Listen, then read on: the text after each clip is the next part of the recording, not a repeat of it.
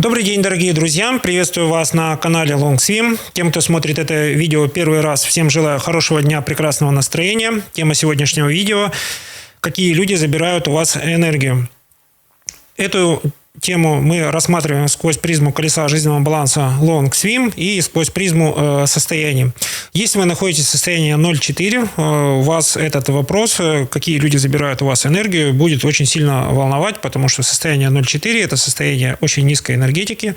У вас нет возможности удержать свою энергию, вы вынуждены взаимодействовать с окружающим миром не по вашим жизненным принципам, а по жизненным принципам окружающих. Те, кто хочет эту тему посмотреть очень подробно, пожалуйста, смотрите плейлисты. У нас есть отдельные видео, которые размещены по длительности, то есть видео с коротким промежутком времени очень кратко рассказывает о ситуации. Есть видео, которые длительностью более 40, более 60 минут. Там все рассказано шаг за шагом по крупицам. Те, кто изучает колесо жизненного баланса не один год, пересматривайте видео по несколько раз, у вас обязательно возникнут инсайты. И инсайт позволяет вам вот эту ситуацию понять вот на уровне вашей интуиции, на уровне очень глубокого понимания. Итак, возвращаясь к нашей теме, какие люди забирают у вас энергию, мы эту ситуацию рассматриваем в этом видео сквозь призму состояний. И давайте разберемся, зачем в колесе жизненного баланса Long Swim наши состояния разделены на три большие группы. Начну немножко издалека. Миссия колеса жизненного баланса Long Swim – это профессиональное и личное долголетие. И если вы признаете тот факт, что ваше профессиональное долголетие может быть достаточно длительным, представьте, что это в 2-3 раза больше, чем установлено это сейчас. То есть, если мы говорим о личном долголетии, жить вы будете более чем 100 лет. И это кардинально меняет ваше отношение взаимодействия к существующим мирам. И вы больше уже будете сконцентрированы на том, чтобы, придя к какому-то значительному возрастному периоду, то есть доживя до 70-80 лет, вы начинаете понимать, что предыдущие годы должны быть насыщены какими-то положительными моментами, какими-то положительными взаимодействиями с окружающим миром, и ваши жизненные принципы под это долголетие выстраиваются в очень такую органическую структуру, то есть вы становитесь не таким категоричным. Категоричность – это чувство, которое присуще для элементов и состояния выживания, потому что это такой вот жесткий принцип, он говорит о том, что вот я свои личные границы буду защищать, и вот только по таким личным границам буду взаимодействовать. После того, как мы признали тот факт, что профессиональное и личное долголетие – это очень замечательная идея, мы начинаем уже с сегодняшнего дня, для кого сегодняшнего, для кого завтрашнего, выстраивать свое взаимодействие с этим миром по принципу того, что в большинстве случаев, будем объективны, в 51% случаев вы свое взаимодействие определяете сами, потому что именно вы делаете первый шаг в вашем взаимодействии, то есть вы или сознательно избегаете токсичных людей в вашем окружении, либо сознательно идете на взаимодействие с ними. Итак, какие люди забирают энергию? Опять возвращаемся к нашим состояниям. Если вы находитесь в состоянии 4-8, ваше взаимодействие с людьми происходит по пути неоднократного контакта. Если вы чувствуете, что контакт с человеком вам не понравился, вы стараетесь с этим человеком контактировать либо по воле случаев, допустим, вы, коллеги, вынуждены взаимодействовать в рамках той работы или организации, где вы работаете, или вы уже демонстрируете свои жизненные принципы и говорите, что вот на данном этапе жизненного пути я не готов часто с вами взаимодействовать, потому что наши жизненные принципы очень сильно расходятся. Если вы находитесь в состоянии 8-10, у вас достаточно большой набор теоретических навыков, у вас большой набор практических навыков, и вы даже, когда вас будет втягивать в конфликтную ситуацию, в эту конфликтную ситуацию не попадете, потому что любой конфликт лучше избежать на уровне того, что вы не принимаете эту конфликтную ситуацию на близкое расстояние, вы не принимаете эту ситуацию с точки зрения того, что вам это нужно в дальнейшей перспективе. У вас есть свои жизненные планы, вы к ним идете самой короткой дорогой, а все это отвлекающие факторы. Итак, давайте разберемся причины, почему люди начинают забирать у вас энергию. Если мы уже не первый год изучаем колесо жизненного баланса, вы уже знаете, что все наше взаимодействие с окружающим миром строится в сфере друзья и окружение. Эта сфера очень сильно влияет на нашу сферу отношений с близким человеком, то есть это сфера семья. И вы должны понимать, что две сферы находятся рядом. Это значит, что если вы не обозначили для себя, не приняли какую-то стратегию поведения и свои жизненные принципы, сфера друзья и окружения будет на вас очень сильно влиять. И есть даже такая статистика, что если среди ваших друзей и окружения находится очень много людей, которые находятся в нестабильном состоянии, у них там не сложились отношения, развалились семьи, то вы будете, исходя из их жизненных принципов, чувствовать это давление, и это никак не будет улучшать ваши отношения в сфере семья и отношения. То есть вас будет постоянно втягивать вот эту вот систему жизненных ценностей. А жизненная ценность этих людей не искать пути укрепления этих отношений, а наоборот демонстрировать вот это вот желание и возможность вот натянуть эти отношения до предела. Ну, с одной стороны, это тест на прочность ваших отношений, на искренность ваших чувств, но с другой стороны, не все эти испытания могут перенести достаточно легко и без последствий. В колесе жизненного баланса LongSwim мы подходим к этой ситуации наоборот. Мы говорим о том, что, пожалуйста, сегментируйте свою сферу друзья и окружение по следующему принципу. Те люди, у которых жизненные принципы противоречат очень сильно вашим жизненным принципам, старайтесь минимизировать контакт с этими людьми, тогда они никаким образом не смогут забирать у вас энергию. Следующий момент. Те люди, с которыми вам хорошо, вы чувствуете наполненность энергии, постарайтесь выстроить распорядок дня и искать поводы для того, чтобы с этими людьми или в окружении этих людей находиться большее количество времени. И третий, он самый важный пункт. Старайтесь находить людей, единомышленников в состоянии 8-10, которые своим примером дают вам возможность понять, что именно находясь в состоянии 8-10, никто у вас не сможет забрать вашу энергию. И таким образом мы, практикуя колесо жизненного баланса, будем постепенно переходить от состояния 0,4, в котором мы чаще всего находимся, когда начинаем изучать колесо жизненного баланса, к состоянию 8-10, когда у нас избыток этой энергии. Прорабатывая сферу яркой жизни, мы ищем источники восполнения этой энергии, то есть в состоянии 4-8 мы тратим свою энергию, и нам нужно откуда-то ее брать. В сфере яркой жизни у нас находятся все источники нашего внутреннего счастья. В большинстве теорий про счастье считается, что счастье, оно расположено в сфере отношения семья. И только вот отношения семья являются источником счастья. В колесе жизненного баланса подход более тонкий, более такой вот философский. Вы счастливый человек вне зависимости от того, находитесь в отношениях или не находитесь в отношениях. Если встречаются два счастливых человека, они наполняют друг друга энергетикой. Если вы счастливый человек, встретили человека, там, любимую женщину в состоянии 0,4, ваша задача проработать свое колесо жизненного баланса таким образом, чтобы оказать своей любимой женщине поддержку в тех сферах, в которых она испытывает дефицит ресурса, и постепенно, с тем темпом, который для вас является приемлемым, вы реабилитируете систему жизненной ценности вашей любимой женщине, смело обозначаете долгосрочные цели, и уже в виде долгосрочной цели у вас укрепляются отношения, потому что вы видите возможности свои, вы видите возможности единомышленников, которые вас окружают по пути к этим долгосрочным целям, и таким образом вы, идя целенаправленно к своим целям, не вступайте в конфликты с теми людьми, которые эту энергетику забирают, энергетику этих людей, которых вы чувствуете. То есть даже находясь с этими людьми, вы все равно с ними взаимодействуете, и вы на тонком уровне начинаете понимать, что эти люди не разделяют ваши ценности, они вам завидуют, не желают вам добра. Это уже тема отдельного видео. Почему важно выстроить взаимодействие с теми людьми, которые пытаются забрать у вас вашу энергию? Это, с одной стороны, хороший краш-тест для ваших жизненных ценностей. Ваши жизненные ценности находятся в сфере духовный рост и творчества, и вы таким образом от модели простых жизненных принципов приходите к модели более продвинутых жизненных принципов, когда вы понимаете, что ваши возможности более безграничны, вы с каждым жизненным опытом приобретаете все больше возможностей влиять на этот мир, потому что влияние на этот мир начинается с вашего желания что-то менять в этом мире. Если вы находитесь в состоянии 8-10, ваши цели становятся более амбициозными. В состоянии 4-8 у вас цели приземленные или даже, можно сказать, заниженные. И вот для сферы семьи и отношений вот эти вот заниженные приземленные планы, они не дают возможность раскрыться вашему творческому потенциалу.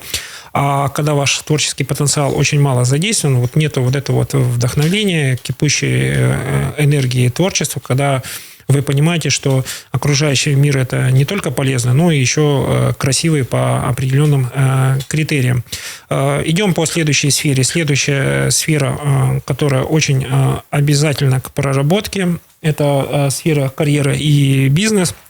В сфере нашего профессионального взаимодействия, если вы находитесь в сфере, где вы оказываете услуги, вы начинаете замечать, что если вы находитесь в состоянии 4-8, даже если к вам пришли клиенты, заказчики, которые находятся в энергетическом состоянии, вы через умелое взаимодействие, через вашу дипломатичность, а дипломатичность – это навыки, которые вы можете развивать в сфере личностный рост, позволяет свести к минимуму вот этот вот конфликт, который может, с одной стороны, разгораться, но если вы обладаете необходимыми навыками дипломатии, он может быть просто минимизирован, и миссия вот в сфере карьера и бизнес минимизировать все конфликтные ситуации на уровне того, что, в принципе, вам развивать конфликт не написано в вашей миссии в карьере и бизнес. И, с другой стороны, люди, которые сталкиваются с этой ситуацией, начинают понимать, что вы от эмоционального взаимодействия переходите к взаимодействию в действиях.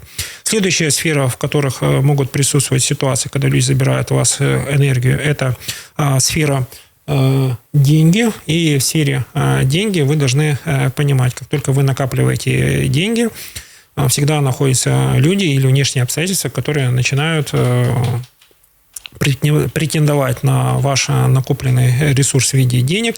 С деньгами связана ваша тонкая энергетика, то есть это ваши неиспользованные возможности. То есть если вы чувствуете, что в какой-то момент можете задействовать ресурс как накопленные деньги, старайтесь их использовать для приумножения, для получения жизненного опыта. В предыдущих видео я уже говорил, что чем больше вы практикуете использование своих личных денег для запуска каких-то стартапов, для приумножения денег, для развития собственного дела, тем более многогранным становится ваш жизненный опыт. И этот многогранный жизненный опыт позволяет вам уже к моменту вот своего профессионального расцвета уже привлекать не только собственные денежные ресурсы, но и ресурсы других людей. И они вам доверяют свой денежный ресурс, потому что у вас реально больше опыта. И именно за этот опыт они готовы вам дать дополнительный заработок, дополнительный бонус, потому что у них не хватает опыта, чтобы преодолевать вот эти вот риски, нестандартные ситуации, все, что связано с неизвестностью. Проходим по традиции по следующей сфере, где могут возникать ситуации, когда люди забирают у вас энергию. Это сфера личностный рост. Сфера личностный рост связана с тем, что вы через получение знаний структурируете свой жизненный опыт. Когда вы чувствуете, что жизненный опыт достаточно структурирован, вы свой накопленный жизненный опыт, свои знания притворяете в действие, то есть знания являются инициатором для действия. Не обязательно проходить обучение по профильным знаниям. Есть какие-то вдохновляющие лекции и обучение по литературе, по творческим моментам. Вот именно творческие обучения дают нам возможность на профессиональную рутину взглянуть. С другой стороны, когда вы понимаете, что то, что вы делаете, может быть не только полезным, но и эстетично красиво выглядеть, то есть если вы вкусно готовите, вам необходимый навык – это умение сервировать, красиво подать. Это определенная эстетика дарит нам тонкую энергетику вдохновения. В сфере личностного роста очень важно точно так же свои знания подать не в виде сухих фактов, а с точки зрения мотивационных моментов, с точки зрения творческих моментов. Это все дает вам возможность задействовать ваш жизненный опыт уже второй раз. То есть ваш жизненный опыт становится полезным не только для вашего поколения, но и для последующего поколения. Самое простое, что вы можете сделать, передать свой жизненный опыт своим родственникам, знакомым, детям, внукам. попробуйте, и у вас из этого что-то получится интересное. У кого такой опыт уже есть, пожалуйста, пишите в комментариях. Наши комментарии будут для нас полезны. Возможно, мы по этим комментариям выпустим отдельное видео. Мы плавно переходим к сфере нашего физического здоровья. Это сфера здоровья и спорт. В колесе жизненного баланса LongSwim мы сознательно очень большое внимание уделяем сфере здоровья и спорта, то есть это более осознанное отношение к своему здоровью, потому что профессиональное личное долголетие, оно связано с вашим состоянием здоровья. Чем больше вы заботитесь о своем здоровье, то есть не используйте свое физическое здоровье на износ, тем больше у вас шансов уже, будучи в возрасте 80-90 лет, находиться в добром здравии, в хорошем физическом теле. Как здесь у нас возникает ситуация, какие люди могут забрать у нас энергию? Энергию у нас можно забрать только в двух случаях. Первое, мы вынуждены отдавать свою энергию для того, чтобы окружающую обстановку поддерживать в комфортном для нас состоянии. Либо мы адаптируем себя к тому, что мы можем сознательно удерживать свою энергию, и спонтанно ни один человек не может забрать у нас свою энергетику. Для этого очень полезны практики йоги и фридайвинга. Я больше склоняюсь к тому, что фридайвинг – это более активный способ управления своей жизненной энергией. Тем, кому интересна тема фридайвинга, можете в поиске в интернете об этом узнать соответствующую информацию. Мы по теме фридайвинга выпустим отдельное видео. Переходим к следующей сфере, где, собственно говоря, и строится вся коммуникация с теми людьми, которые или дают нам энергетику, или забирают. Мы сейчас о сфере друзья и окружения поговорим сквозь призму баланса. Если вы чувствуете, что окружающие люди в вас вложили какую-то определенную энергетику, вы, исходя из вашей приверженности теории баланса, должны соответствующее количество энергии, сколько вы получили, отдать в ближайшем или в очень далеком будущем. Если у вас достаточно амбициозные цели и ресурсов не хватает, вы можете воспользоваться тем, что вам люди помогают, то есть отдают больше вам своей эмоциональной энергии. То есть мы сейчас рассматриваем ситуацию, что не только люди забирают у вас энергию, но и вам сознательно отдают энергию для того, чтобы вы реализовали свои планы. И поэтому вы сейчас находитесь по другую сторону, то есть вы находитесь на той стороне, которая принимает энергию. Если вы принимаете энергию, пожалуйста, будьте благодарны этим людям за то, что они приняли решение добровольно вас поддержать. Благодарность является тоже формой обмена энергии. И в дальнейшем, когда у вас будет возможность с этими единомышленниками, которые подарили вам свою энергетику, сделать что-то совместное на благо окружающих или общества, вы сможете восстановить баланс. То есть вы получили энергетику, отдали энергетику на полезное дело, которое соответствует вашим жизненным принципам, и вот ваш следующий взрыв внутренней энергетики произойдет после того, как вы уже стали донором энергетики для какого-то доброго дела. Это самый сознательный выбор отдачи энергии. Либо вы отдаете энергетику тому человеку, который в данный момент нуждается или выбрал вас в качестве того человека, у которого попросил помощи. Если вы сталкиваетесь с ситуацией, когда у вас попросили помощи, старайтесь действовать по теории колеса жизненного баланса LongSwim. Постарайтесь прояснить цели людей, которые чувствуют, что им не хватает для реализации целей какого-то ресурса, в том числе и этой энергетики. Честно скажите человеку, сможете ли вы ему помочь, на каком этапе и в каком временном промежутке это будет сделано. Поверьте нашему опыту. У кого есть какой-то свой опыт, обязательно пишите в комментариях. Вот этой поддержки, когда вы честно говорите о том, какие ресурсы вы готовы задействовать, будет вполне достаточно, чтобы человек почувствовал себя поддержанным в своих идеях, в своих мотивациях, но и если ваша помощь будет реальной и полезной, эта помощь будет не из последних сил, то есть вы будете в ресурсе и отдаете излишек своего ресурса, излишек своего свободного времени для того, чтобы помочь конкретному человеку. Итак, подводим итоги сегодняшнего видео. Какие люди забирают у вас энергию. Еще раз возвращаемся к состояниям. Состояние очень сильно влияет на наше взаимодействие с миром. Когда вы находитесь в энергетическом состоянии 0,4, вы в этот момент очень уязвимы к окружающему миру. Вы будете чувствовать его активную динамику. Если у вас плохо проработаны жизненные принципы, вы будете чувствовать агрессивность. Если у вас жизненные принципы хорошо проработаны, вы будете чувствовать состояние, что это все временно, все находится в ваших силах и в пределах ваших возможностей. Кратковременно опустились в состояние 0,4. 2-3 дня будет вам достаточно, чтобы вы нашли источник вдохновения и восполнения своих сил. Дальше переходите в состояние 4-8 и с новыми силами начинаете стремиться к своим целям. Если говорить это на бытовом уровне, вам необходимо 2-3 дня отоспаться, чтобы ваш организм почувствовал прилив сил, и своевременное чередование режима сна и работы позволяют вам делать в 2-3 раза больше дел, если бы или вы это делали бы спонтанно. А следующий момент, на который следует обратить внимание, забор вашей энергии происходит на сознательном уровне, поэтому всегда прорабатывайте регулярно, минимум 2 раза в год, свою сферу духовный рост и творчество. Если у вас возникла такая ситуация, когда вы почувствовали себя опустошенным после такой ситуации, это первый признак, что вы побыли в состоянии эмоционального выгорания. Состояние эмоционального выгорания – это всегда ваши нарушенные жизненные принципы. Нарушенные жизненные принципы, вы неправильно выбрали стратегию взаимодействия с окружающим миром.